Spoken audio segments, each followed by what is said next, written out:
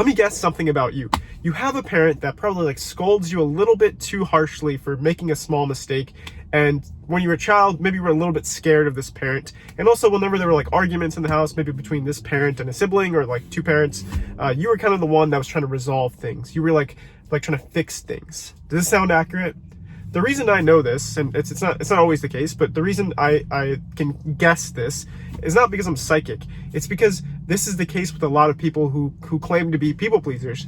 It's like they're always trying to make sure everyone's happy, because sometimes in your childhood, like these things still stick with you. So it's like if you were always the person who was trying to make sure that people were never fighting, then you may have forgotten your own wants, desires, goals, dreams, these kind of things, because you're too busy trying to like fix everyone else's problems, right? Okay, so I want you to identify if there is a person like that in your life, like who could that be, right? Maybe it's a parent, maybe it's a sibling, maybe it's a friend. For some people it's a friend or past relationship partner, whatever it is. Just think of who that could be and keep that in mind for later. The next thing I want you to think about is that you'll please more people by prioritizing yourself as well. Because if your goal is to please people, right? You're saying you're a people pleaser. That's why you clicked on this video. If your goal is to please people, then one way you could do that is by, having your own wants, your own desires fulfilled, and in a way that benefits other people. Like, so I'll give you an example. Like, I wanted to be a content creator. I wanted to do stand-up comedy. I wanted to like express myself, right? But I was always trying to please like my parents, my friends who I think would have judged me. So I was always trying to please them, right? But since I've been making content, it's starting to like kind of help some people. Like, people have been watching these videos. They've been hopping on my coaching calls, which I'm offering for free, by the way, if you want to hop on one. And then I've been like able to help people. So it's like, if my desire is to please people, then I can do that by like pursuing the things that I want. You have to kind of convince yourself like, oh no, like the things that I want to do are going to be beneficial to people. And if my goal is to be like a compassionate person and like provide something useful to the world, then I kind of have an obligation to follow that, because that's in one way that would please more people than if I didn't do it.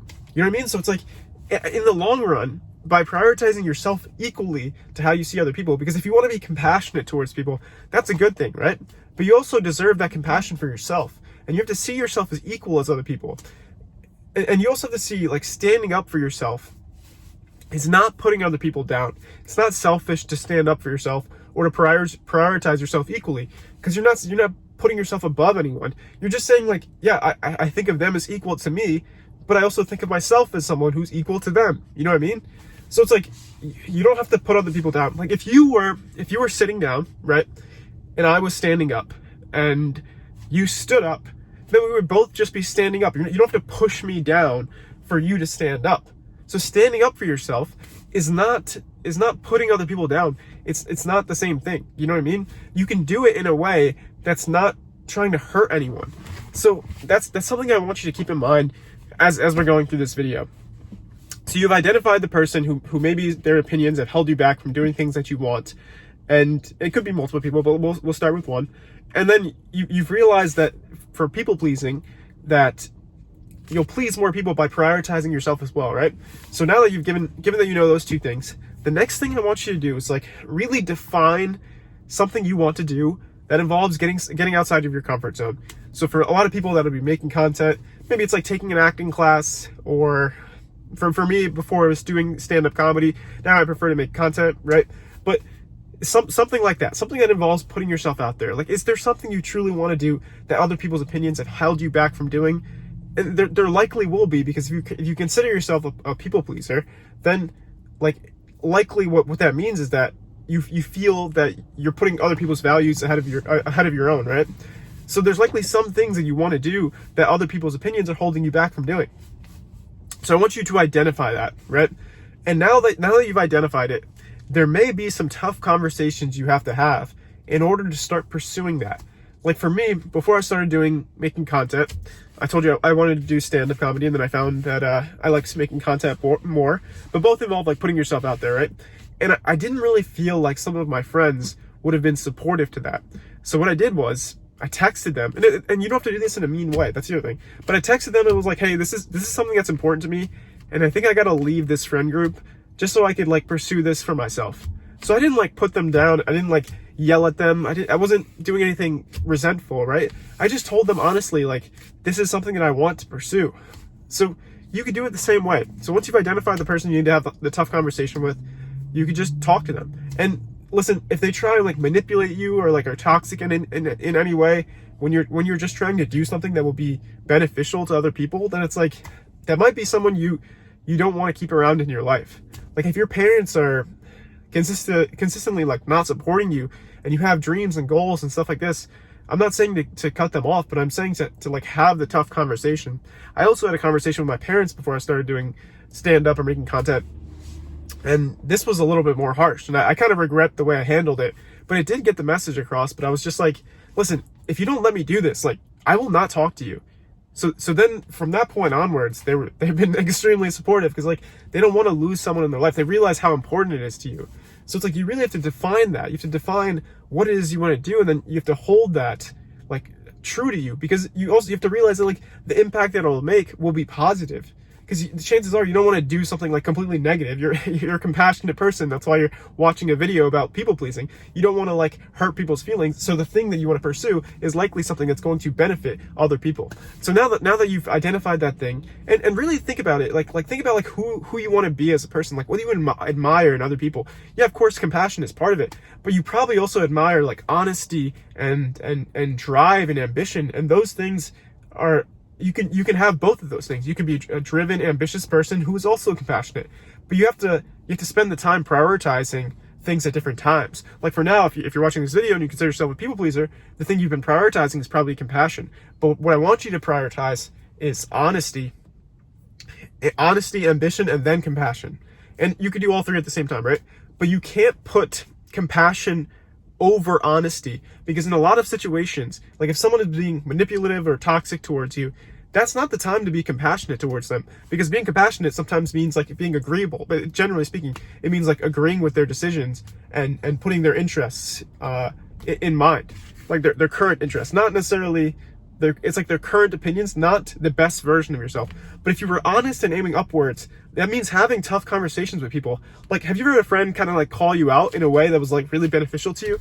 Like, let's say you were trying to like stick to a diet and then you were like cheating on your diet. Have you heard a friend to be like, dude, you said you would stick to the diet? So they're not trying to call you out in like a malicious way. They're just like holding you to the standard that you want to set for yourself.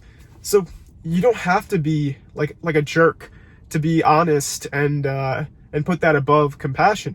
You just be like, okay, I'm going to be as honest as I can be while still trying to be compassionate. But if I had to choose between both of those, you should choose honesty, because in a lot of situations that will be the better solution, because at least it's real. You know what I mean? You don't want someone who's consistently lying to you, even if they're being nice, because it's like, it's not real. So prioritize honesty over compassion. Define who you want to be. And then what I will also say is that you want to focus on things that you can control. Like a lot of times people who call themselves people pleasers, they will they will focus on things that they can't control, because they're always trying to get people to like them and put their and be compassionate towards them. So like they're doing a bunch of things and going above and beyond, when in reality, like, you don't really know how they feel about you. You don't really 100% control how anyone feels about you. You only control your actions. So if you decided to take action in a way that was like honest and aiming upwards and still like somewhat compassionate, then that would be your best chance of like doing what's best for people. It's not always being compassionate towards them, like I mentioned previously.